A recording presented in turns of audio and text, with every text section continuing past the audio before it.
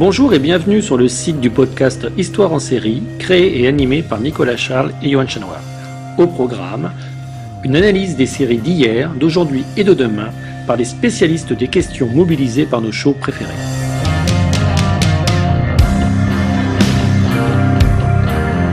Histoire en série, c'est le podcast qui met en relation histoire, sciences humaines et séries.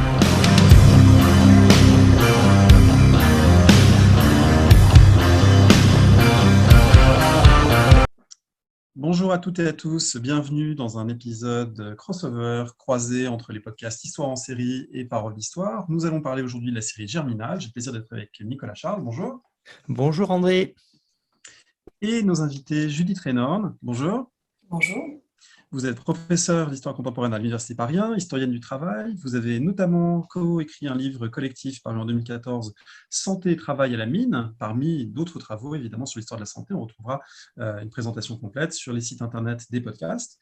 Et puis, pour parler aujourd'hui avec nous de cette série, Marjolaine Boutet, bonjour. Bonjour.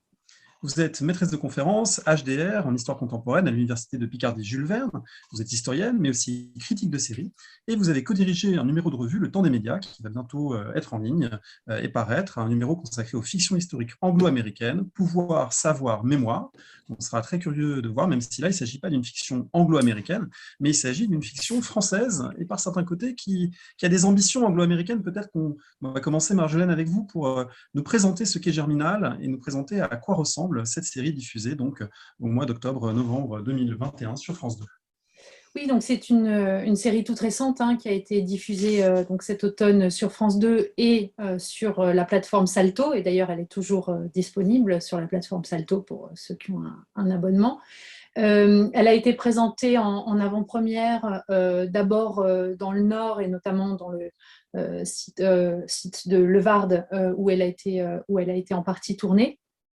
Et lors du festival de Sérimania de Lille, où elle a remporté le prix du public. Ça a été aussi un grand succès d'audience. Donc c'est une adaptation à gros budget du roman d'Émile Zola. C'est une coproduction européenne en termes de financement, puisque c'est une série qui a coûté quand même 12 millions d'euros pour 6 fois 52 minutes, donc on est à 2 millions d'euros l'épisode. Avec des acteurs francophones, parce qu'il y a des acteurs français, québécois et belges notamment, portés principalement par Thierry Godard, qui est une figure très familière des amateurs de séries françaises, parce qu'on l'a vu dans Engrenage, dans Le Village français et dans beaucoup d'autres choses. Alix Poisson, qu'on voit aussi beaucoup, et notamment dans les petites pastilles de France 2, qui s'appelait Parents, mode d'emploi, je crois. Guillaume de Tonquédec de Fais pas ci, fais pas ça, voilà, et qui porte vraiment cette série qui a un gros casting pour la télévision française et qui a eu donc un très beau succès d'audience et qui est réalisé par David Oureg, qui est un jeune réalisateur qui avait réalisé auparavant la série pour ados sur France TV Slash, Scam, voilà, et qui avait montré ses talents de réalisateur sur cette série à petit budget. Ensuite, le scénario a été écrit par un grand nombre de scénaristes, au milieu desquels les historiens identifieront Julien Lilti, qui est le petit frère des Lilti qu'on connaît. J'aurais une première question à poser à Judith, justement par rapport à ce 19e siècle que l'on voit dans Germinal. C'est un 19e siècle, et c'est dû, je pense aussi, Marjolaine nous redira peut-être après, à la façon dont c'est tourné. C'est un 19e siècle qui n'est peut-être pas un 19e siècle tel qu'on l'imagine, ou en tout cas tel qu'on se le représente dans les romans, dans la façon de tourner, dans le paysage tel qu'on les voit. On est normalement dans les romans, on est sous le Second Empire, et là on a l'impression d'être un peu plus tard dans le siècle. Vous, Judith, qu'est-ce que vous en avez pensé par rapport à ça ? D'abord, ce que je voudrais dire, c'est que ce qui m'a semblé intéressant, c'est que la série reprend en quelque sorte le principe du feuilleton et se rappeler que Zola a d'abord publié Germinal comme un feuilleton pendant l'hiver 84-85 dans le journal Gilles Blas, et je trouve que de fait, ce roman se prête particulièrement bien au genre de la série avec à la fois sa multiplicité de personnages et en même temps un groupe central, la famille Maheu et Étienne Lantier, qui constitue vraiment le cœur, et puis avec ces personnages qui en quelque sorte fourmillent autour de ce groupe central. Il me semble que ce qui est important, c'est évidemment de rappeler le contexte de production de l'œuvre elle-même, et du coup le contexte de production des deux œuvres, le roman de Zola et puis la série aujourd'hui. Les libertés que prend en effet par rapport à la chronologie la série, elles sont relativement nombreuses, à bien des égards, à la fois sur le travail des femmes dans la mine, à la fois sur un certain nombre d'éléments qu'on pourrait presque considérer comme des anachronismes parfois. Je me rappelle par exemple le gramophone qu'on voit apparaître et qui a drôle de manière de représenter les années 1860, en effet, pendant lesquelles est censée se passer l'action, mais il y en a comme ça un certain nombre. Je dirais que ce qui me semble important à cet égard, c'est que de dire déjà que Zola lui-même a pris en fait un certain nombre de libertés initialement avec la chronologie, et donc la série me semble en cela reprendre tout à fait ce qui était déjà le cas dans le roman. Ce qui me semble juste intéressant de dire aussi sur le 19e siècle, c'est que quand même cette œuvre apparaît très clairement, et ce que Marjolaine a dit sur l'audience est évidemment fondamental, c'est-à-dire que clairement, Germinal, c'est un élément du patrimoine identitaire ouvrier, mais aussi au-delà, un élément du patrimoine identitaire national. On pourrait dire que c'est un lieu de mémoire, très clairement, qui apparaît à l'évidence ici. Et voilà. Je voulais rebondir, Marjolaine, sur cette question du 19e siècle à l'écran, à la fois pour prolonger ce que vient de dire Julie Fernand sur le fait que c'est un peu un 19e siècle générique qui est montré, qui amalgame des éléments de plusieurs périodes et plutôt des années 1880, mais aussi sur le fait que la fiction française, elle tend à s'intéresser de plus en plus au 19e. On a un peu l'impression de revivre une période de production audiovisuelle patrimoniale, un petit peu comme au milieu des années 90, lorsqu'on a eu coup sur coup Germinal, La Reine Margot. Il y a eu une phase comme ça où on s'emparait de grandes œuvres historiques pour des films à gros budget. Maintenant, c'est plutôt sur petit écran. On pense notamment au Bazar de la Charité, on pense aussi à l'adaptation des Illusions perdues qui est en ce moment sur les écrans de cinéma. Donc, est-ce qu'il y a un moment comme ça, 19e siècle, de la production audiovisuelle française, et qu'est-ce que ça dit du rapport au 19e siècle? Oui, c'est effectivement l'impression que j'ai. Il y a un moment 19e, ça revient. Alors, pour moi, on n'est quand même plus dans les adaptations patrimoniales des années 90, début des années 2000, chez Maupassant, qui sentaient quand même bon la naphtaline et la laque à cheveux. Là, on est dans quelque chose d'effectivement de moins respectueux, très clairement. De plus moderne aussi, parce qu'on parlait des influences anglo-saxonnes, et moi je trouve qu'il y a vraiment une influence Peaky Blinders qui saute aux yeux, évidemment le Nord, la brique rouge, etc., mais aussi les fumées pour cacher bien sûr le reste du décor trop moderne, la musique contemporaine. Et puis, effectivement, des anachronismes par rapport au Second Empire. Alors, c'est vrai que moi, j'ai vu plusieurs fois la série. Il n'y a jamais de marqueur temporel. C'est-à-dire qu'il n'y a pas de référence à des dirigeants politiques. Il n'y a aucune référence à Napoléon III, mais aucune référence à la Troisième République non plus. Alors, on nous parle d'école à un moment, on nous parle d'école normale. Et effectivement, il y a ce gramophone, donc ça a été inventé en 1877. Donc, pour moi, on est plutôt sur le moment où Zola a écrit Germinal, donc plutôt le milieu des années 1880, que les années 1860. Mais encore une fois, il n'y a pas il n'y a pas d'ancrage vraiment précis de la série à un moment donné. On est dans ce 19e siècle, ce moment où il n'y a pas encore de protection des travailleurs et où les inégalités sociales sont très fortes. Et on sent qu'il y a ces enjeux-là. Il y a un moment, il y a un personnage qui chante l'Internationale. on discute de Karl Marx comme si on l'avait lu dans le texte. Voilà, il y a évidemment des discussions politiques qui sont un peu simplifiées par rapport au roman, mais qui sont quand même là sans que ce soit vraiment dit. Enfin voilà, les personnages de socialistes, réformistes, d'anarchistes, de communistes, on parle beaucoup de l'international, mais sans vraiment expliquer, je trouve, les enjeux. Bon, voilà, c'est un choix. Donc, ce qui me semble, moi, intéressant, c'est que cette fiction s'empare, comme d'autres, du 19e siècle pour interroger notre époque. Et c'est très clair dans le discours, on parle de mondialisation, on parle de travailleurs qu'on fait venir de l'étranger, on mentionne effectivement à un moment le terme totalement anachronique de professeur des écoles, mais il est évident que le propos est fait pour parler de la société d'aujourd'hui et pour parler aux téléspectateurs de ce qu'ils sont en train de vivre.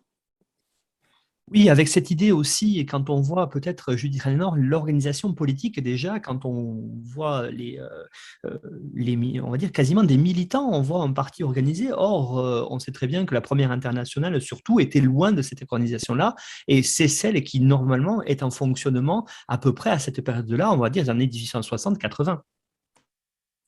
Oui, c'est ça. En fait, évidemment, comme vient de le dire Marjolaine, c'est vrai qu'il y a évidemment un contexte de production qui, d'ailleurs, les auteurs du film, les scénaristes l'ont dit, cette série, elle a pris corps en quelque sorte au moment de la crise des Gilets jaunes, et l'accent qui est mis sur les violences policières est évident dans la série. L'accent qui est mis d'ailleurs tout simplement sur la violence sociale en général. À cet égard, je trouve que la scène, il y a vraiment une scène extraordinaire qui est la scène où la mouquette fait manger un morceau de ceinture, mâcher un morceau de ceinture aux bourgeois qui reviennent de la ville, donc à la femme du patron de la mine et à son futur gendre, non, c'est pas son futur gendre, excusez-moi, c'est son neveu, enfin bref, enfin l'ingénieur de la mine et à sa future femme, voilà. Donc je trouve que cette scène, elle est absolument excellente justement dans toute la violence sociale qui s'y dit. À cet égard, je voudrais dire que sur les violences policières, il y a quand même un ajout qui, à mon avis, est assez malheureux pour traiter de la question de la violence, qui est le personnage de Bressan, personnage donc ajouté dans la série par rapport au roman de Zola, cette espèce de flic en civil dit directeur de la sécurité avec sa tête de bandit diabolique, avec son long manteau de gestapiste qui est en plus vraiment un adepte de la violence pure, de la torture, avec ces scènes d'expédition punitive qui ressemblent à des bonnets du Ku Klux Klan, les feux, enfin il y a une imagerie autour des États-Unis de la fin du 19e et du premier 20e siècle qui m'a semblé, alors pour le coup, assez déplacé et pas particulièrement pertinent pour ma part. Voilà, j'ai trouvé que c'était une espèce de Deus ex machina un peu loufoque, je dois dire, qui transforme l'intrigue politique, en fait, et dont j'ai pour ma part pas du tout saisi l'intérêt. Mais sur la violence sociale, ce que j'ai trouvé très intéressant, c'est la manière dont elle est montrée, s'exerçant bien sûr à l'égard des classes populaires par les classes dominantes, mais aussi au sein des classes populaires. Ça, c'était moins évident dans le caractère un petit peu caricatural parfois en termes historiques de la série, pardon, avec notamment toute la question avec sur les ouvriers étrangers, le fait que la compagnie qui fait venir des ouvriers belges, les Borains du Borinage, qui sont tout aussi misérables que les mineurs du Nord, et en ces temps où, on va dire, la guerre des pauvres tend à se développer, et où une partie du monde du travail, qui est poussée par la précarité croissante, se laisse tenter par des courants politiques ou par notamment la question de la priorité nationale en matière de travail, de logement ou de protection sociale. Et j'ai trouvé que c'était vraiment ça très, très bien montré. Évidemment, c'est présent dans le roman, mais il y a quand même un accent important qui est mis sur cette chasse aux Belges qui a été récemment travaillé par le livre de Bastien Cabot sur la chasse aux Belges, justement dans le bassin lensois en 1892. Et ce moment où la violence des faibles se retourne contre plus faibles encore, j'ai trouvé que c'était une manière très intéressante de montrer avec efficacité les tensions en fait, qui traversent le monde ouvrier à cette époque, à la fois entre internationalisme, prôné ici par évidemment les personnages de Pluchart et de Lantier et l'international et les échos qu'on en a, et puis le nationalisme ou le protectionnisme avec cet épisode de la chasse au bourrin.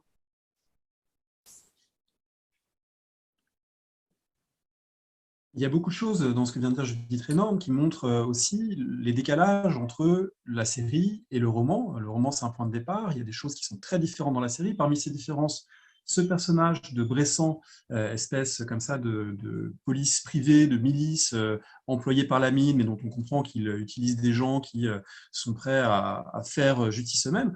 Et du coup, c'est un choix très intéressant parce qu'effectivement, ça ramène plutôt un imaginaire des États-Unis, de comment on brise les grèves par les Pinkerton, par exemple, au début du XXe siècle, dans le Midwest américain, plutôt qu'à celui de la France. Et ça fait aussi, pas disparaître totalement, mais ça réduit la présence de l'armée, qui est centrale dans le roman de Zola, qui là, elle est présente, mais finalement, elle est plus passive, elle est moins centrale. Et puis, plus généralement, je dirais que ça renvoie aussi à des choix de scénarios. On a parlé tout à l'heure, Marjolaine, de Peaky Blinders. Il me semble que les scénaristes et réalisateurs ont beaucoup misé sur une forme d'actualisation de Zola par des scènes de violence et par des scènes de sexe qui, évidemment, sont présentes dans le roman, mais sous des formes différentes. Là, on a l'impression qu'il y a un accent qui a été mis sur ce type de représentation, cette dramatisation de la violence, des personnages qui se tiennent en joue avec un pistolet. Ça n'apparaît pas chez Zola. Là, c'est vraiment une imagerie presque du western à certains moments. Oui, tout à fait, on est dans le western. Cette série, encore une fois, vu l'argent qu'elle a coûté, elle va être diffusée sur les grandes chaînes européennes. Et puis, évidemment, je pense que ça vise des plateformes et des ventes à l'étranger. Donc, pour vendre à l'étranger, encore une fois, ce qui vend, c'est le sexe et la violence. C'est très complaisant sur la violence et effectivement, ce personnage de Bressan, les scènes de torture, d'interrogatoire, enfin, moi, je les ai trouvées vraiment difficiles à supporter. Pour les scènes, en revanche, de violence sociale, moi, il y a une scène qui m'est restée vraiment très forte parce que je m'en souvenais dans le roman, mais là, j'ai trouvé qu'elle était magistrale. C'est le moment où le vieux Maheu tue la petite Cécile Grégoire. Et là, voilà, ça revient à la fin de tout ce qui s'est passé, de tout ce qu'on a vu. Et effectivement, la violence sociale, elle est très, très bien montrée quand le patron fait attendre Maheu et Lantier et leurs camarades pendant 1h30. On le voit sur la pendule, dans ce salon, alors qu'ils sont en train et qu'ils meurent de faim, alors qu'ils sont en train de manger dans la pièce à côté. C'est assez terrible. Oui, le personnage de Bressan, moi je pense qu'il correspond aussi à une nécessité scénaristique, qui est que si on veut constituer le personnage de Lantier en tant que héros, il faut qu'il ait un méchant, il faut qu'il ait un opposant, un antagoniste, et qu'il y ait une menace sur sa vie à lui pour qu'on s'y attache.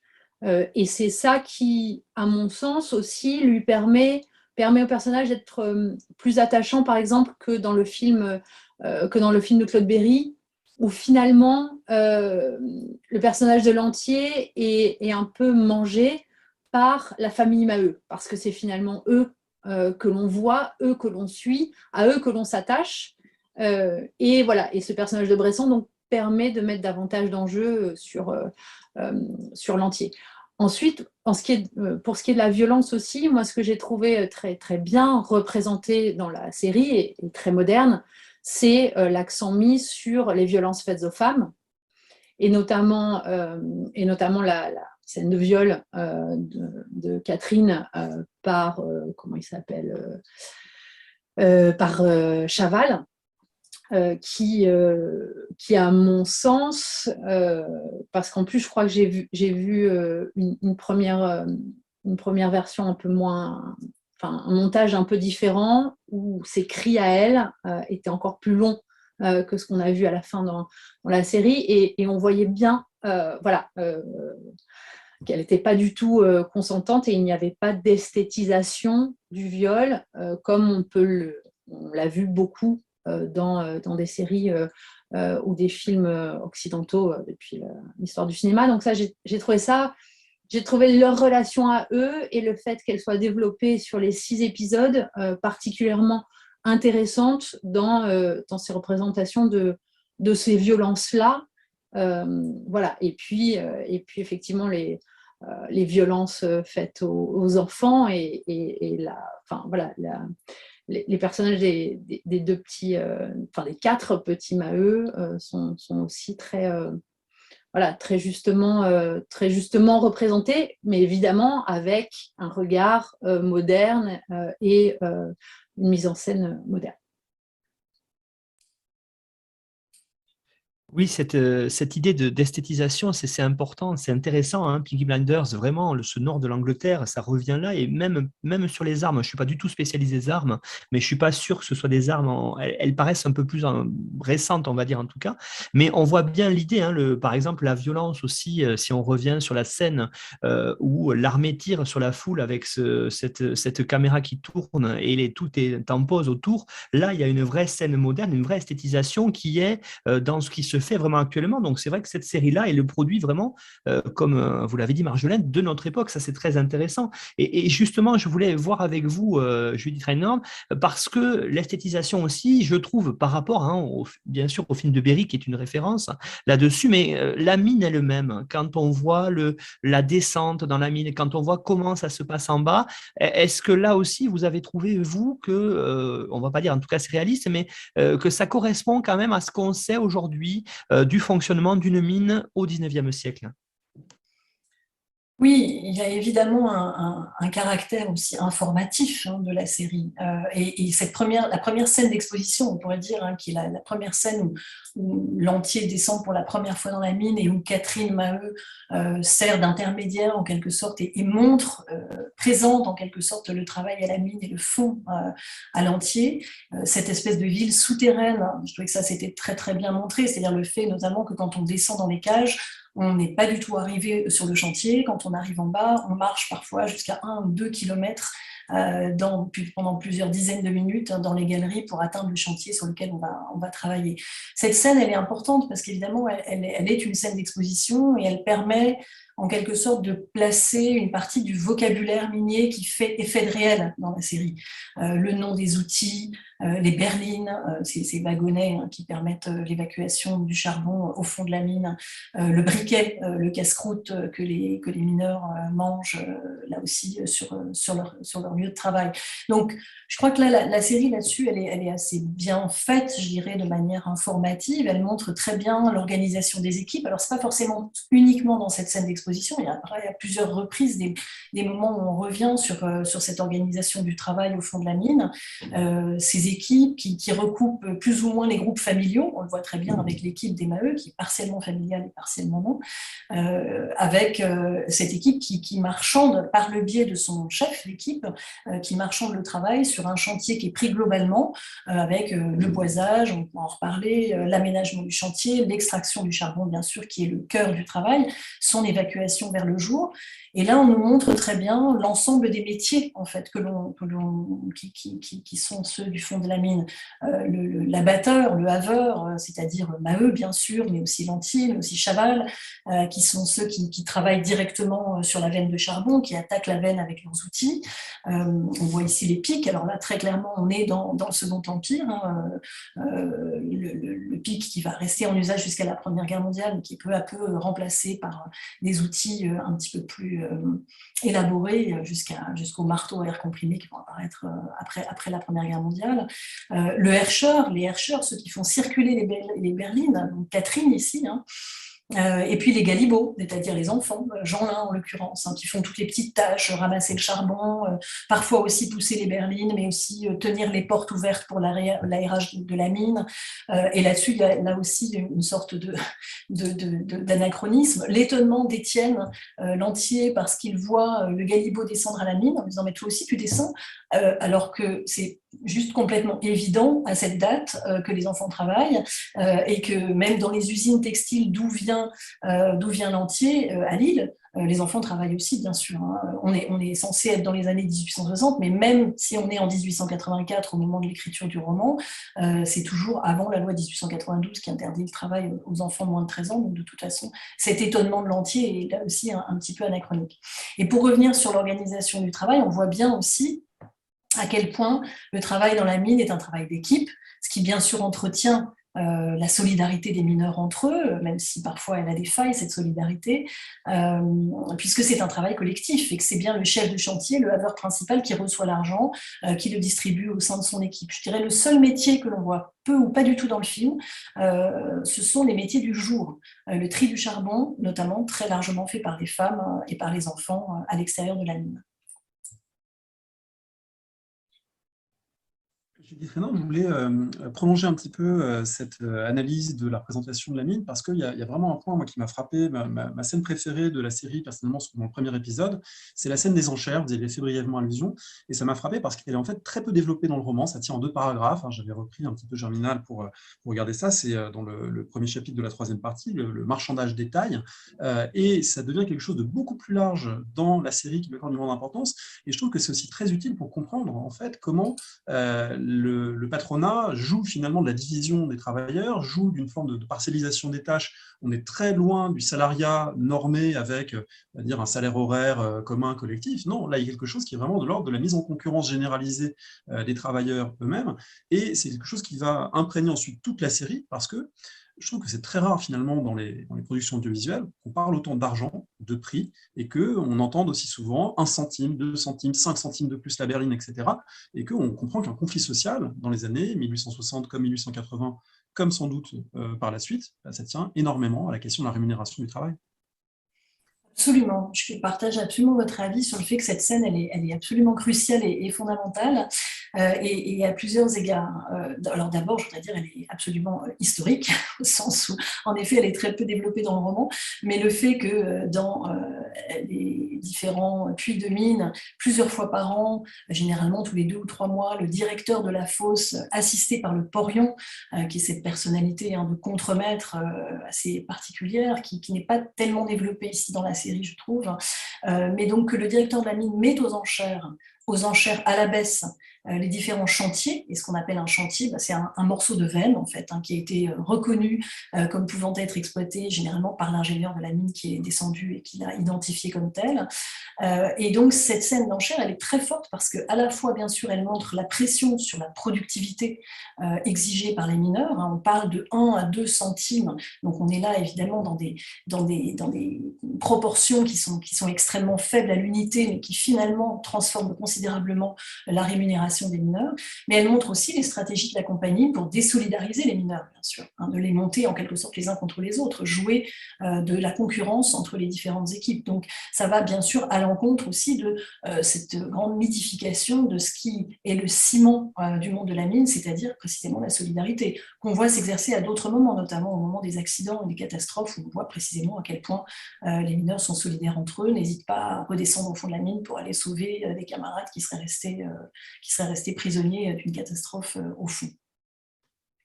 Marjolaine Boutet, vous qui êtes, vous l'avez dit, critique aussi sur les séries, j'aurais aimé avoir votre point de vue justement ici sur la mise en scène du travail. Comment est-ce que le réalisateur et tous ceux qui ont écrit autour de cette série ont voulu mettre en scène ce travail-là, ce travail d'il y a 150 ans, peut-être avec là aussi, on va y revenir dessus, un regard actuel. Oui, on parlait de la violence et des gilets jaunes, mais moi, c'est effectivement cet accent mis sur le prix des choses et à quel point 1 centime, c'est important pour les mineurs et que 1 franc, ça permet de nourrir la famille, etc. Moi, ça m'a fait penser aux APL rognés de 5 € au début du mandat d'Emmanuel Macron. Donc, je trouve qu'il y a vraiment aussi des échos très forts sur cette violence sociale et ces inégalités et ces prix qui sont pas les mêmes, de l'argent qui n'a pas la même valeur pour les riches et pour les pauvres, mais qui malgré tout reste une préoccupation constante parce qu'on voit très bien aussi que le patron lui-même est soumis à la pression donc d'un consortium là qui est totalement anonyme. Alors là, c'est peut-être aussi probablement quelque chose de très moderne, mais voilà, on lui dit qu'il est soumis à des intérêts, donc on pense évidemment au marché financier, tout ça. Pour revenir sur la mise en scène, moi j'ai eu l'occasion de visiter des carreaux de mine avec évidemment des anciens mineurs qui racontent, et j'ai retrouvé ce que racontaient ces anciens mineurs, qui est la descente et la vitesse de la descente. Et quand il disait, on descendait à 6 mètres par seconde. Et là, effectivement, c'est la première fois que dans une représentation audiovisuelle, on a ce sentiment de vitesse et on voit littéralement l'estomac des acteurs qui leur remonte à la gorge et on est vraiment avec eux. Je trouve aussi que la mise en scène de la hauteur des carreaux de mine, vraiment de ces paysages industriels très particuliers et qui ont une beauté et une force dramatique est très bien montrée. Il y a ces scènes de Sami Bouajila face à dans sa mine, face à ces machines absolument gigantesques, et on voit bien la différence entre la taille des hommes et la taille des machines, et ça dit quelque chose aussi de cette révolution industrielle, de ce qui est en train de se passer et du rapport finalement à la nature, au fond, au sol et la place de l'homme dans tout ça. Donc j'ai trouvé ça très, très beau et très parlant sur l'Anthropocène et encore une fois des choses dont on discute beaucoup actuellement et qui ont peut-être permis au public aussi de remettre ça dans une profondeur historique, même si évidemment il y a des anachronismes un peu partout. La série assume de mettre en scène le gigantisme de la mine, de mettre en scène la monstruosité du Voreux. C'était de toute façon le choix de Zola, un choix d'ailleurs décliné dans La Bête humaine également. Ce couple de l'homme fragile et de la machine terrifiante, c'est quelque chose qui revient fréquemment.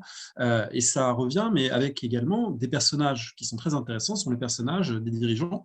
Et il y a un trio, en fait, qui est présent dans le roman, qui est présent ici, de l'entrepreneur très dur qui est M. Hennebeau, de celui qui est beaucoup plus paternaliste qui est M. Deneulin, et puis de l'ingénieur qui a pour lui sa compétence technique et une forme de proximité, ou en tout cas il est beaucoup plus proche de la mine, dans le sens où la mine il la considère aussi comme quelque chose de précieux parce qu'il y passe du temps, parce qu'il y est attaché, donc il veut qu'on y fasse attention. Donc, ces trois personnages, Judith Raynorn, comment vous trouvez qu'ils arrivent à représenter, ou pas, à la fois dans le roman et puis surtout dans la transposition, ce que pouvait être la relation patronale à cette période? Oui, ces trois personnages, en effet, ils sont, je trouve, bien brossés avec leurs différences à la fois de statut et de situation à l'égard du système productif, en fait, qu'est la mine. L'ingénieur, en effet, il est celui qui, contrairement aux deux patrons, va, si je puis dire, au charbon. C'est-à-dire on le voit au fond de la mine, on le voit y compris pendant la catastrophe, il connaît la mine très matériellement, physiquement, en quelque sorte, tandis que les deux directeurs de mine et les directeurs de fosse, eux, restent à l'extérieur. Et je trouve que, justement, ces trois figures, elles permettent de réfléchir à la question disons, de la manière dont est montrée à travers cette série une question fondamentale qui reprend aussi tout un tas de choses qu'on a déjà dites autour de la question de la violence sociale, c'est la question du paternalisme. C'est une question sur laquelle, à mon avis, le film est un petit peu caricatural, ou en tout cas manque de finesse, on va dire, par rapport à la connaissance historique. Le paternalisme ici, le paternalisme patronal, il est vu, me semble-t-il, essentiellement par le prisme de l'exploitation, vu comme une aliénation au patron ou à la compagnie dont le patron est le représentant, avec ses logements misérables, le médecin de la compagnie qui est complètement notamment incapable de soigner la petite Alzire et qui la laisse mourir avec une certaine indifférence, l'exploitation par main gras aussi, qui est évidemment l'épicier représentant bien sûr de la compagnie. Je dirais que depuis les années maintenant 90-2000, donc c'est pas si récent, l'historiographie du paternalisme industriel, minier, mais pas seulement, aussi dans d'autres secteurs comme la métallurgie par exemple au Creusot ou le textile en Alsace, cette historiographie elle a quand même montré combien le système paternaliste, c'est surtout un équilibre d'intérêts entre les acteurs. C'est-à-dire que le système, il ne pourrait pas tenir s'il était seulement un régime d'organisation autoritaire et hiérarchique des relations entre employeurs et employés qui repose sur l'exploitation des seconds par les premiers. Ce qu'il est évidemment par essence, mais il repose aussi nécessairement sur une part d'adhésion de la part des travailleurs. Et les historiens comme Michel Perrault l'avaient déjà montré, et d'autres historiens et historiennes l'ont montré plus récemment. Je dirais qu'il y a plusieurs modes de compréhension du paternalisme. Il y a l'approche idéologique qui est ici absolument dominante, hein, qui est la plus ancienne, qui est la plus évidente, qui est celle de l'exploitation unilatérale, mais qui est extrêmement réductrice, parce qu'encore une fois, elle ne permet pas de comprendre comment le système ne craque pas à un moment, comment des générations d'ouvriers acceptent sans réagir pendant des décennies cette coercition extrêmement massive qui va à l'encontre de leurs intérêts. Or, la mine, elle a besoin de bras, on le sait, on le voit, et les bras ne sont plus si pléthoriques en cette fin du 19e siècle. Il faut éviter aussi un turnover ouvrier qui est très coûteux pour l'entreprise en termes de productivité. Donc, il faut attirer la main-d'œuvre, il faut la fixer sur place, tout ça, on le sait évidemment. Il faut casser aussi l'habitude de double activité des mineurs qui est demeurée très longtemps entre monde agricole et monde de la mine. Donc, ce qui est intéressant, ce qui serait intéressant, à mon avis, c'est de montrer de manière plus fine le fait que le paternalisme, c'est d'abord un système de relations. En fait. Et on le voit un petit peu, d'abord de relations privilégiées au sein de ce qui peut être considéré comme une famille. Le Maheu, la Maheude, qui sont connus du patron, ils sont connus d'Hennebeau. On voit qu'Hennebeau fait confiance à Maheu, qu'il y a une espèce de relation interpersonnelle qui échappe à l'anonymat de ce qui serait purement et simplement un système d'exploitation. Donc, en effet, c'est un système, le paternalisme, qui postule en quelque sorte la concorde des classes. On voit que la femme du patron de la mine, qui fait visiter le coron à ses amis venus de Paris au début de la série, elle s'y promène sans crainte, elle entre dans les maisons un peu comme si elle était chez elle, donc il y a une espèce d'appropriation commune de cet espace, de la famille, qui constitue le monde minier dans la fiction paternaliste. Il y a le coron, bien sûr, qui est cette cité ouvrière qui reconstitue en quelque sorte l'espace rural du village, mais aussi l'espace privé avec son jardin familial qu'on voit apparaître de temps en temps. Il y a bien sûr le logement, ça va de soi, mais il y a aussi la question de la promotion professionnelle. On le voit avec Chaval.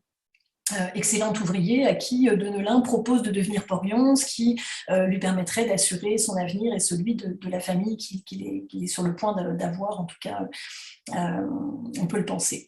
Et ce qui met en danger ce système, en fait, c'est l'accroissement de la discipline dans et hors du travail, c'est-à-dire le fait qu'au fond de la mine, comme dans la vie hors travail, quand la discipline, et là on pourrait revenir sur toute la question du boisage, de la sécurité, des amendes, des sanctions qui s'exercent à l'encontre des travailleurs, quand cette discipline se renforce et que le système devient plus coercitif qu'il n'apporte aux ouvriers, eh bien, en fait, l'équilibre est rompu. Et cet équilibre, il est toujours extrêmement fragile. C'est celui des relations économiques entre patrons et ouvriers. Et les conflits sociaux massifs, notamment les grèves, bien sûr, elles interviennent précisément lorsque cet équilibre est rompu. C'est-à-dire lorsque l'exploitation devient plus forte que l'arsenal de protection que le système paternaliste représente aussi. Et il ne faut pas l'oublier. Et lorsque le patron fait appel aux ouvriers belges, eh bien, c'est vécu comme une trahison par les mineurs du Voreux, parce que le patron va chercher en quelque sorte en dehors de la famille des ouvriers pour travailler dans la mine. Je pense que là, il y a une lecture quand même qui est, à mon avis, assez caricaturale du paternalisme et qui pourrait être plus fine. Je suis tout à fait d'accord avec cette analyse. Je pense que ça vient aussi encore une fois, de la nécessité de dramatiser, qu'on est effectivement dans une situation de crise et que donc du coup, la situation qui précède n'est pas vraiment présentée, à part effectivement dans cette scène aussi d'une grande violence sociale de la visite des logements ouvriers par la patronne et ses amis de Paris. Voilà, c'est là qu'on entre dans les limites de la fiction et de l'adaptation aussi qui représente une situation de crise. Et on n'est pas dans une peinture beaucoup plus vaste et beaucoup plus nuancée, mais forcément aussi moins dramatique de la situation sociale. Mais je pense que par petites touches, ceux qui savent peuvent le retrouver. Après, effectivement, là encore, il y a des méchants, il y a des gentils, il faut qu'on s'attache. Les personnages de bourgeois sont extrêmement caricaturaux. Voilà, dans les Hennebeau, vraiment, on y va complètement dans tous les clichés, y compris la corruption morale. On fait même de Hennebeau un drogué. Enfin, voilà, on y va vraiment pas dans la subtilité, mais je pense que là encore, c'est pour que la narration soit le plus efficace possible, et c'est toujours au détriment de la nuance et de la subtilité de la réalité historique. Judith Trenard, vous êtes spécialiste de l'histoire de la mine, de la santé aussi au travail dans la mine, de la sécurité. On voit plusieurs scènes dans cette série Germinal où effectivement les mineurs ont affaire à des scènes d'accidents, ont affaire aussi au sabotage. On le voit bien à la fin. On vous avait parlé tout à l'heure, on commençait à parler de cette solidarité. On la devine d'ailleurs dans ces scènes-là. Qu'est-ce qu'on peut en dire aussi là-dessus? Parce que finalement, ces accidents étaient très présents aussi par un ennemi qu'on a peut-être un peu moins vu par rapport au film de Berry, qui est le grisou, par exemple. Oui, la question de la sécurité sur le lieu de travail, elle est évidemment centrale et bon, elle est très intuitive. On sait tous, bien sûr, qu'elle est au cœur du travail à la mine. On le voit ici dès le début avec la question de la flamme, des lampes, qui dit la concentration de gaz et donc les risques de grisou, c'est-à-dire d'explosion et donc d'incendie souterrain. La question des amendes pour mauvais boisage, on voit que la sécurité, elle est complètement intégrée en fait au travail des mineurs. Ils doivent eux-mêmes assurer leur sécurité sur le chantier, et le moment où en effet l'ingénieur et le porion descendent et incitent les ouvriers en mettant en effet beaucoup de pression à réparer leur boisage qui est un mauvais boisage. C'est vrai que cette question des bois qui craquent, qui émettent des bruits, on dit qu'ils chantent, que le boisage chante, c'est évidemment le signe du sous-sol qui bouge et du fait qu'il y a un risque d'effondrement des galeries. Alors c'est vrai que la série commence par cette scène inaugurale du coup de grisou initial qui amorce le film, qui met évidemment d'emblée cette histoire sous le signe, en quelque sorte, de la catastrophe récurrente, qui n'est pourtant, il faut bien en être conscient, aucun aspect de la vie des mineurs, mais qui reste un horizon absolument évident. Et cette scène d'incipit, elle projette en quelque sorte une ombre extrêmement funeste sur l'ensemble des épisodes. On comprend très bien dès le début que la mort va être présente tout au long du film, jusqu'à l'inondation finale, qui en effet est liée à un sabotage, mais on sait aussi que les fuites dans le fuselage, les voies d'eau, etc., étaient extrêmement nombreuses, même sans sabotage, donc qui clôt en quelque sorte du coup de grisou à l'inondation. Donc, bien sûr, l'accident, c'est un horizon quotidien du travail à la mine, et je dirais sous deux formes. D'abord, sous la forme de la catastrophe que je viens d'évoquer, donc le coup de grisou, les incendies et les inondations relativement fréquentes. Au-delà de la catastrophe, c'est l'accident quotidien. Le petit accident, on pourrait dire, même si évidemment, individuellement, il est parfois extrêmement grave et voire meurtrier.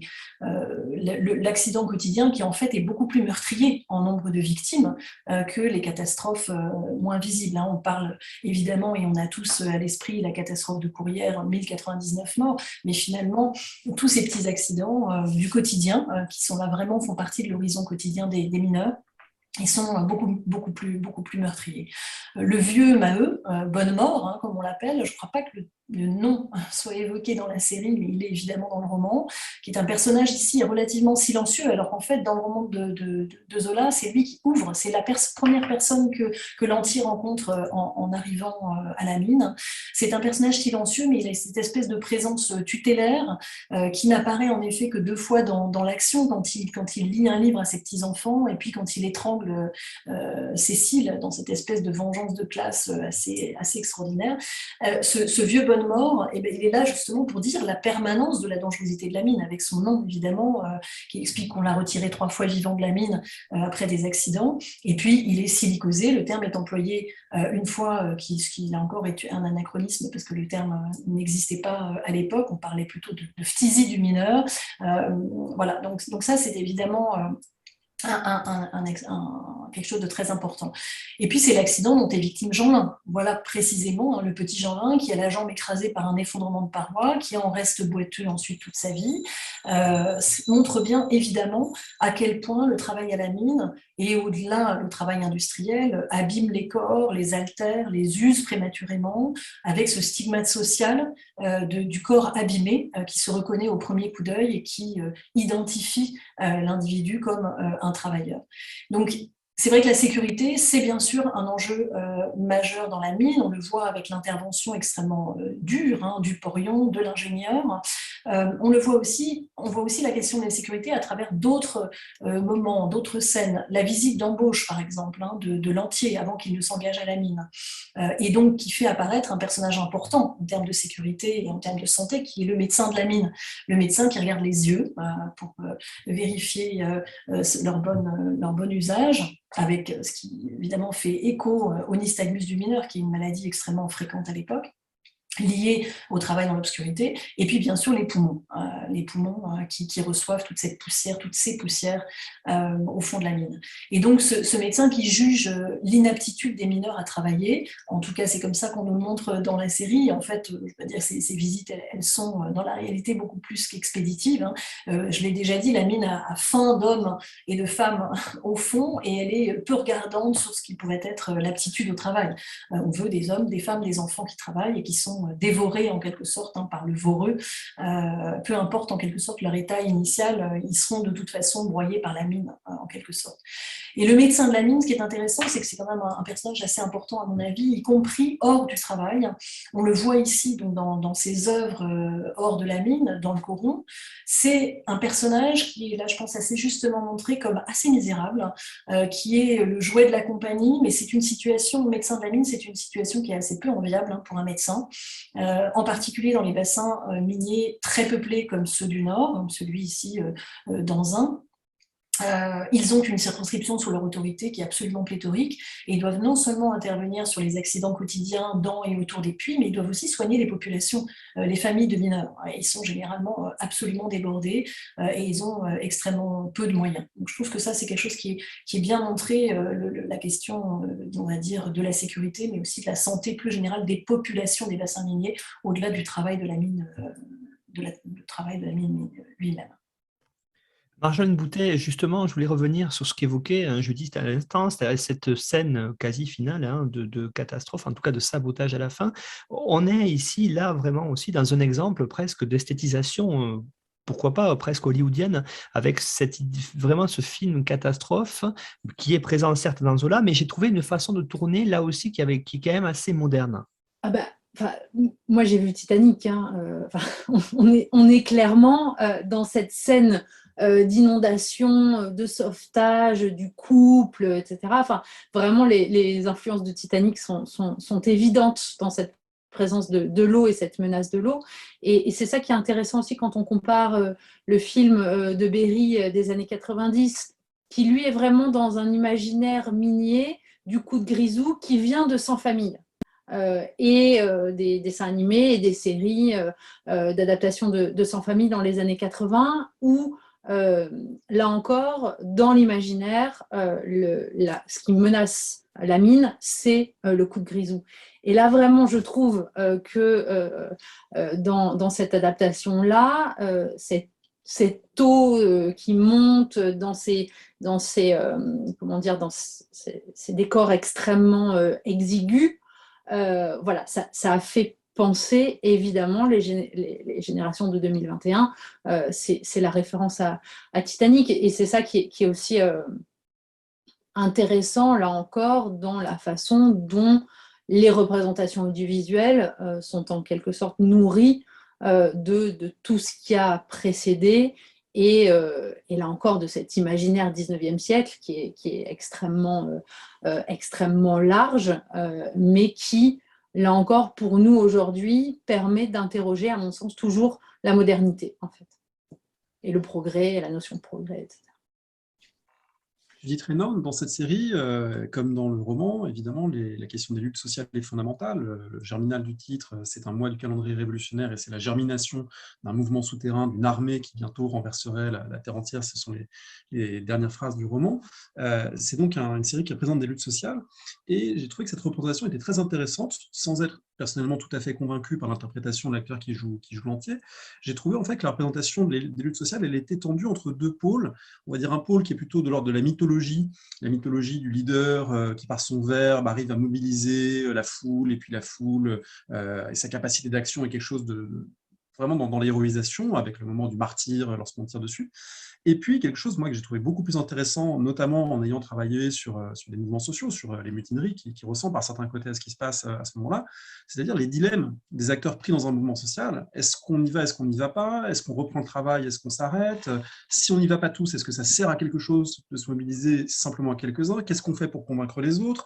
Qu'est-ce qu'on fait aussi, ça c'est un dilemme central, pour rendre respectable notre mouvement, c'est-à-dire ne pas dégrader l'outil de travail, ne pas s'en prendre aux femmes, ne pas s'en prendre aux personnes, etc. La question de la violence, qui est un dilemme qui se pose régulièrement dans les mouvements sociaux. Ça, j'ai trouvé que c'était plutôt intéressant. Voilà, j'ai trouvé la série un peu tiraillée entre une façon un peu générique de représenter les héros du mouvement ouvrier et puis une façon plus subtile de suggérer les dilemmes, les tensions qui se posent au sein d'un mouvement social.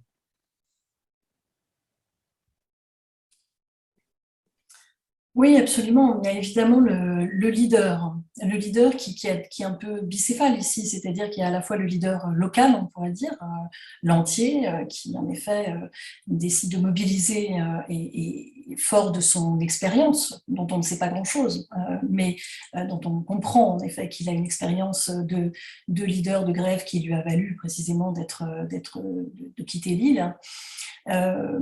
Et qui correspond à cette figure en effet héroïsée, avec y compris donc le risque et tout ce que vous venez de dire. Et puis il y a l'autre leader qui est Pluchart, qui est beaucoup plus lointain, qui arrive, mais qui lui a l'air beaucoup plus aguerri.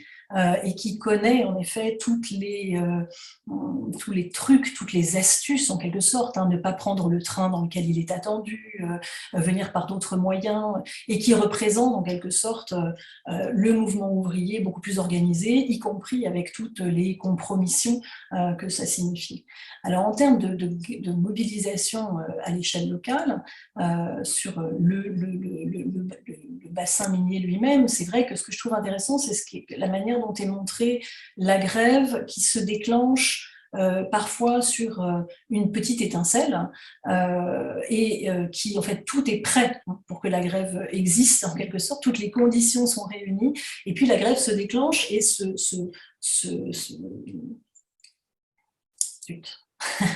répand comme une traînée de poudre d'un puits à l'autre, avec la mise en place en effet d'un certain nombre de modalités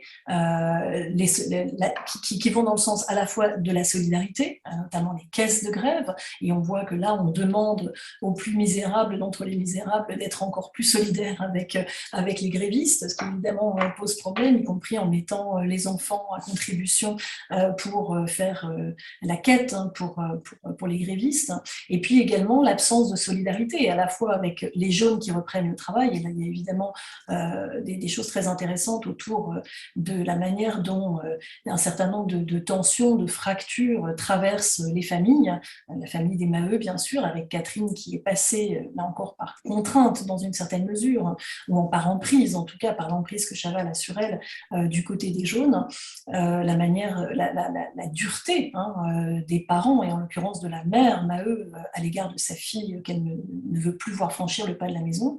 Donc l'absence de solidarité avec la question donc, de ceux qui brisent la grève, mais aussi, je l'ai évoqué tout à l'heure, à l'égard de ceux qui viennent travailler de l'étranger et qui suscite en quelque sorte, qui provoque, dont la présence provoque des mouvements d'hostilité extrêmement fortes.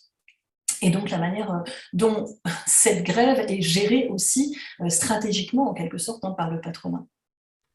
Ce que je voudrais dire simplement, c'est que je trouve que cette question des mobilisations, elle reprend, et là-dessus la série est, je dirais, tout à fait symptomatique, elle reprend, on va dire, le binôme du mineur à la fois héros et martyr. Il y a là vraiment quelque chose qui, pour le coup, n'est pas du tout original, mais qui probablement correspond aussi à ce qu'est la mythologie du travailleur en général, et dont le mineur est complètement emblématique, qui est cette opposition entre les deux pôles du héros, de l'héroïsation d'une part, et du martyr du monde ouvrier. Marjane Boutet, j'aurais aimé voir avec vous maintenant peut-être la place des femmes dans le mouvement social tel qu'on peut le voir hein, dans cette mini-série Germinal, avec aussi peut-être, c'est le moment aussi d'évoquer le jeu, moi, que j'ai trouvé très très bon, presque magistral, hein, d'Alix Poisson, notamment dans le rôle de la femme de Maheu. Voilà, qu'est-ce qu'on peut dire là-dessus et puis comment vous avez trouvé, est-ce que ça aussi, ça reflète une réalité ou est-ce qu'on a voulu calquer sur cette place des femmes peut-être une actualité très 21e siècle, je ne sais pas, on a commencé à l'évoquer tout à l'heure, notamment, vous l'avez dit, hein, avec la scène de viol de Catherine. Est-ce que là, ici, dans le jeu social des femmes, on est sur quelque chose qui a pu apparaître comme ceci au 19e siècle? Oui, alors, enfin, sur le 19e siècle, je laisserai Judith répondre parce que je ne suis pas du tout spécialiste de la question. Mais en revanche, moi, j'ai trouvé, là encore, très intéressant, et surtout quand on compare au film des années 90 avec ce couple Miu Miu, Gérard Depardieu, où évidemment Depardieu prenait tout l'écran. Et là, entre Alix Poisson, qui est encore plus petite et plus frêle que Miu Miu, et Thierry Godard, qui est quand même tout à fait impressionnant physiquement, on sentait bien vraiment le pouvoir de cette femme qui effectivement ne travaille pas, et on voit bien qu'elle ne travaille plus, elle est descendue à la mine, mais son nombre d'enfants fait qu'elle elle ne travaille plus, mais qui s'engage et qui pousse son homme, qui le radicalise, on dirait aujourd'hui, à continuer la grève, et voilà, et qui se bat, qui se sacrifie pour, à la fois pour nourrir ses enfants, mais pour lutter pour un avenir meilleur. Et je trouve que, enfin, encore une fois, l'interprétation de l'actrice est tout à fait magistrale. Il y a cette scène, effectivement, qu'on évoquait un peu plus tôt, du temps arrêté, où la caméra tourne autour d'elle, entre donc les manifestants et l'armée. Là, moi, j'ai pensé pour le coup plus aux révolutions russes de 1917 et à l'appel à la fraternisation avec l'armée, ça appelle tout ça. Et ça évoque aussi toute une littérature actuelle sur la puissance des mères et voilà, ce rôle à la fois social, politique, mais aussi très intime de la mère nourricière, mais aussi politisée en lutte. Enfin, voilà, moi j'ai trouvé ça vraiment tout à fait intéressant dans la façon dont on mettait en scène le rôle déterminant des femmes, y compris dans les mouvements sociaux et dans des histoires qui ont pu être présentées pendant un moment comme des histoires d'hommes. Oui, si je peux juste ajouter 2-3 petites choses, simplement pour dire que on a parlé en effet d'un Germinal à la sauce MeToo, si vous me passez l'expression, mais je l'ai lu quelque part. Je trouve pour ma part que, bien sûr, on voit bien que la manière dont les personnages de femmes et dont la place des femmes est faite ici dans la série insiste sur cette problématique très actuelle des violences faites aux femmes. En particulier, je trouve, sur la question de l'emprise qu'exerce sur Catherine Antoine Chaval. On voit dès la première scène où il la considère en quelque sorte comme le tribut de sa victoire à un jeu d'adresse et de force, où il montre toute sa virilité et où donc son tribut, sa récompense doit être de danser avec Catherine qu'il a choisie et désignée comme telle. C'est évidemment la problématique du consentement de la femme maltraitée, de l'emprise, du réseau de contraintes dans lequel Catherine se trouve enfermée. Mais à mon avis, Zola l'avait déjà montré ça dans le roman. C'est pas du tout une invention, hein, c'est tout à fait présent dans le roman. Alors certes, on dit que Catherine a été vieillie, c'est assez difficile, je trouve, de le savoir, parce que finalement, il y a assez peu de précision sur ces questions-là, mais là encore, la question de l'âge importe à mon avis assez peu, qu'elle ait 14 ou qu'elle ait 19 ans. Je ne crois pas que ce soit si important que ça. En revanche, je trouve vraiment que ce qui est intéressant, c'est en effet de mettre de manière centrale ces figures de femmes absolument formidables. Et c'est vrai que le personnage de la femme Maheu est une performance d'actrice absolument extraordinaire. Elle est la mère courage du roman. Et elle est la mère courage ici. Et pour moi, il n'y a pas vraiment de déplacement majeur dans ce traitement-là. Elle retravaille d'ailleurs au fond la mine à la fin. Hein, elle repart au travail. Alors, c'est vrai que Effectivement, les femmes travaillaient encore au fond sous le Second Empire. C'est beaucoup moins vrai quand Zola écrit Germinal. C'est même quasiment plus vrai du tout. Beaucoup de femmes travaillent en revanche au jour, et encore une fois, c'est quelque chose que là, on ne voit pas du tout. Mais je trouve qu'au-delà de ces deux personnages centraux de femmes, il y a aussi d'autres femmes qui sont présentes, comme la Mouquette, par exemple, la femme au beurre légère, cette espèce de personnage qui est dans une espèce d'intermédiation, une femme un peu libérée, comme il y en avait, bien sûr, notamment libérée sexuellement, elle le dit très clairement dans une rencontre avec Catherine, mais dont on montre finalement assez peu que ça la marginalise nécessairement dans cet espace social de la mine et du Coron, dont la famille est le cœur. On voit qu'il y a beaucoup de choses à dire sur cette série. On approche de la fin de notre entretien. Je vous propose peut-être, pour terminer, qu'on fasse un petit tour de table pour chacune dire rapidement une chose qui nous aurait plu, qui nous aurait déplu, parmi les choses qu'on n'a peut-être pas encore évoquées. Ça peut être une performance d'acteur, ça peut être un élément de décor, des costumes, ça peut être un petit moment de la série. Et une fois n'est pas coutume, je vais poser les questions d'abord à mon collègue podcaster, ce qui va laisser le temps aussi à nos invités de réfléchir à un point favorable, défavorable qu'on aurait envie de mettre en avant. Nicolas. Oui, merci André. Oui, c'est vrai qu'il y a plusieurs choses à dire là-dessus. Moi, je reviendrai sur quelque chose qui m'a plu parce que c'est anachronique et justement, ça montre la modernité, la façon de tourner. C'est le qu'on n'a pas évoqué, c'est le combat de boxe.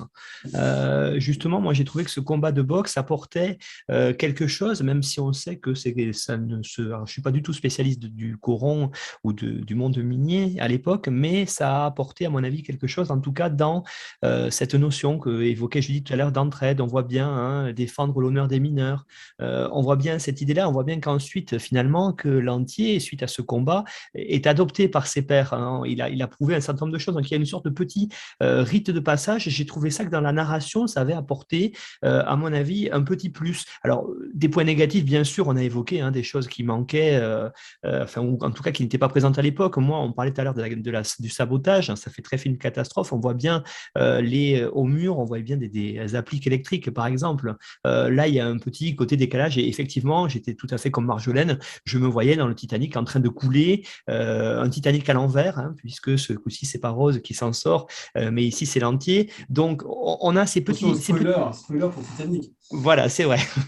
Ces petits moments-là, voilà, j'ai trouvé ça. Mais en même temps, j'ai trouvé que ça passait très bien parce que, de façon générale, moi, ce qui m'a plu aussi en regardant pas mal de séries, c'est ce côté quand même assez esthétisant qui rapproche de Peaky Blinders. On n'a pas parlé aussi de quelque chose de très important, c'est la musique.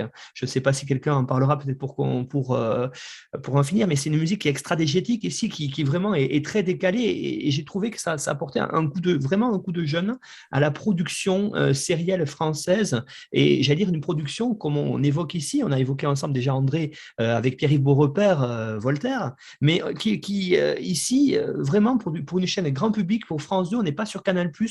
J'ai trouvé que c'était quelque chose de vraiment très positif sur ce qui se passait. Je ne sais pas, Marjolaine, là, elle est beaucoup plus spécialiste que moi, mais moi, en regardant ça et en travaillant depuis un petit moment sur les séries, j'ai trouvé que là, France 2, chaîne grand public, parce qu'il faut le faire, ce type de série, on avait l'image de Claude Berry, c'est pas facile, et je trouve que ça en sont plutôt bien sortis. Alors, juste avant de donner la parole à Marjolaine et à Judith, moi, je mentionne au passage deux petites choses, soit qui m'ont amusé, soit qui m'ont un peu fait grincer des dents. J'ai beaucoup aimé le passage, on a parlé de Titanic, le passage où Lantier est jeté à l'eau. Et là, on n'est plus dans Titanic, on est dans Jason Bourne. C'est exactement comme la fin de la trilogie de Jason Bourne, où on le voit qui coule et puis il finit par se débattre et on comprend qu'il va survivre. Donc là, il y a plein de petits clins d'œil. Je pense que les scénaristes se sont aussi sans doute un peu fait plaisir de ce point de vue-là. C'est pas du tout dans Zola, mais après tout, pourquoi pas. En revanche, moi, une petite chose qui m'a déplu, c'est certains écarts vis-à-vis du roman. Alors moi, je suis un peu maniaque de la fidélité. C'est vrai que je trouve qu'il y a une telle dramaturgie dans le roman que je ne suis pas toujours convaincu par les choix scénaristiques anti-Saint-Domingue. Il y en a un en particulier que j'ai trouvé dommage. C'est la scène de la fusillade. Quand on la lit chez Zola, elle intervient dans une confrontation très violente qui est montrée à l'écran entre la foule des mineurs et puis l'armée. Mais les coups de feu partent par hasard et on ne sait pas exactement d'où ça vient. Et avant même que l'officier dise feu, ça part. Et puis là, les scénaristes ont choisi de dire on joue feu et puis de montrer que c'est quelque chose qui est une brutalité militaire qui s'exerce.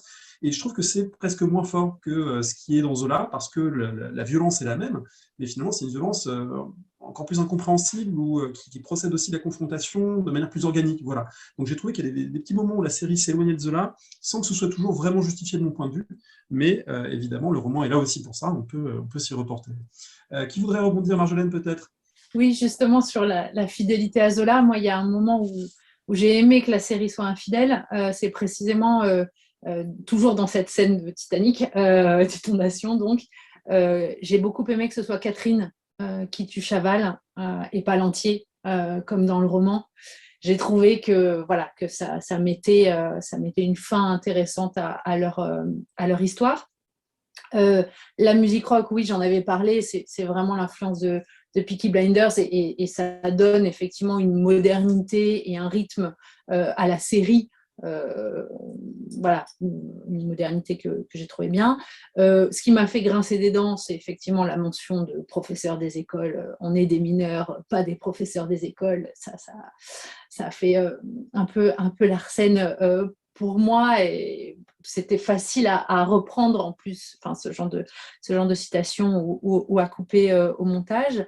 Et enfin, une scène déchirante dont on n'a pas parlé, on a parlé d'énormément de choses, mais moi, effectivement, on a évoqué le moment où Bonnemort lit à sa petite fille mourante, et en fait, il ne lit pas, il raconte de mémoire, tandis que les pages du livre brûlent dans le poêle. Et enfin, voilà, ça a évoqué tellement de choses, d'à la fois de plaisir, d'histoire d'enfants lues par les grands-parents, ces pages qui brûlent. Enfin, voilà, j'ai trouvé ça vraiment très, très, très émouvant, et ça fait partie des très belles scènes que nous a offertes cette série. Et puis l'écroulement du chevalement aussi, dont on n'a pas parlé, qui est, voilà, là on est dans la catastrophe, on n'est pas dans Titanic, mais on est dans un truc, on est quasiment dans l'Océan Septembre. Judith Renan, pour conclure ce tour de table, j'espère que vous n'avez pas trop voulu de vous forcer à regarder Germinal, puisqu'au départ, vous ne l'aviez pas fait, vous l'avez fait très gentiment pour préparer cette émission. Qu'est-ce qui ressort pour vous? Non, mais merci beaucoup de m'avoir incité à regarder Germinal. Alors, juste un mot sur la musique. Pour ma part, je trouve qu'elle donne une sorte de dramatisation assez superflue, parce que, comme André, je suis une admiratrice absolue du roman, que je relis très régulièrement, tous les moins de 10 ans. Et je trouve que là, la musique souligne l'action de manière extrêmement lourde. Et vous avez plusieurs fois comparé Germinal ici avec Titanic. Je doute que la bande originale ait la même postérité pour ma part, mais c'est très personnel. Non, ce sur quoi je voudrais terminer peut-être, c'est les décors, en fait. Moi, j'ai trouvé les décors absolument extraordinaires.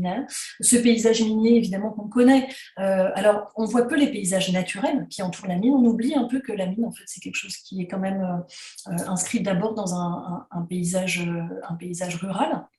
Même si, bien sûr, la coalescence de tous les corons, de tous les espaces construits transforme considérablement cet espace rural. Mais les chevalements de Le Loir, le chevalement de Wallers-Saint-Rambert, hein, moi j'ai travaillé pendant des années à quelques kilomètres de cet immense chevalement Wallers-Saint-Rambert, donc je le connais bien, j'ai trouvé qu'il était extrêmement mis en valeur et magnifique, et il a aussi quelque chose d'un immense navire. La mine, c'est aussi cet immense navire pour filer la métaphore Titanic. Et du coup, puisque une partie donc, des scènes ont été tournées au centre historique minier de Le Loir, je voudrais juste dire que c'est un formidable musée de la mine qui se trouve juste à côté de Douai et qui reconstitue d'ailleurs la descente dans les galeries de manière certes un petit peu, évidemment, pas complètement réelle, ça va de soi, mais aussi le cheminement chronologique dans les différents espaces de travail. C'est aussi, et je le dis parce que, évidemment, en tant qu'historienne de la mine, c'est fondamental, un lieu d'archives et de conservation d'archives absolument extraordinaire. Et là, il y a des gens qui font un travail formidable pour nous permettre, nous, les historiens et les historiennes, justement, de travailler sur cette histoire de la mine. Merci beaucoup, mesdames, d'être venues au micro d'Histoire en série et de Paroles d'Histoire pour cette émission crossover que, comme pour la première avec Pierre-Yves Beaurepaire sur Voltaire, moi j'ai eu un très grand plaisir à co-animer avec André Loez. Je ne sais pas si on fera toutes les grandes séries patrimoniales, en tout cas de France 2, mais c'est vrai que c'est aussi un plaisir parce qu'on voit bien qu'en tout cas elles font discuter les universitaires, elles font discuter le public. On l'a vu sur 4 personnes à l'instant, des points de vue différents, et c'est ce qui est très intéressant. Et je pense que, en tout cas, j'espère que vous, auditeurs d'Histoire en série et de Paroles d'Histoire, vous aurez passé avec nous un bon moment à réfléchir aussi à cette série, comme l'a dit Marjolaine, que vous pouvez toujours revoir, en tout cas, sur la plateforme Salto, si vous êtes abonné. Et puis, la discussion... Même encore sur France 2 Replay. Merci André pour la précision. Pendant quelques jours, je ne sais pas pendant combien de temps, mais je l'ai vu il n'y a pas longtemps sur France 2 Replay. Donc, avis aux personnes qui ne sont même pas abonnées, qui peuvent encore le voir. Et donc, comme on dit à chaque émission avec André, n'hésitez pas à nous retrouver sur les réseaux sociaux pour poursuivre la discussion, parce que Germinal, on le sait, on a vu en préparant l'émission avec André dans le teasing qu'il y a une attente au-dessus, donc on se doute bien qu'il y aura des choses. Donc, allez sur le Twitter de Paroles d'Histoire, de Histoire en série, sur les groupes Facebook, n'hésitez pas à nous écrire parce que avec André et les autres podcasteurs, on vit aussi avec ça, cette idée-là d'échanger, de partager. Et je remercie vraiment Marjolaine et Judith d'être là, d'avoir pris de leur temps pour passer un moment avec nous, d'avoir vu la série avec nous aussi, bien sûr. Et cette idée, voilà, que les séries, aujourd'hui, on peut vraiment parler d'histoire et d'histoire très sérieuse grâce à elles. Merci. Moi, je fais un petit remerciement à une collègue de lettres, Alice Cluzel, avec qui on a échangé pour la préparation de cette émission, qui m'a envoyé des analyses sur Germinal qui m'ont beaucoup fait réfléchir aussi. Donc, je la remercie au passage. Merci à vous. Merci à vous. Merci pour l'invitation. C'était passionnant, cette discussion 4. Au revoir.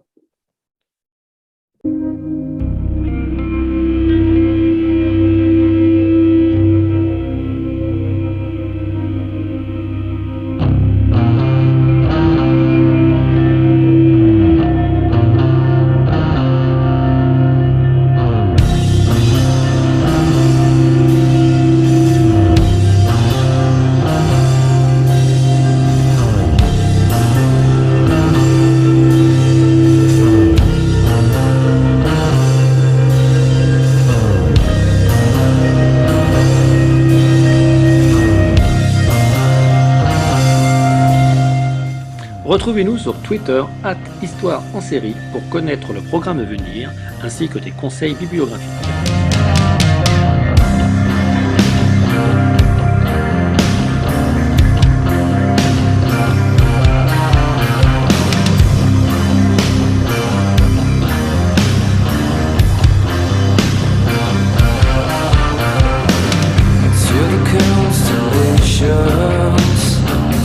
Travel logistically, such a beautiful planet populated by a stranger animal.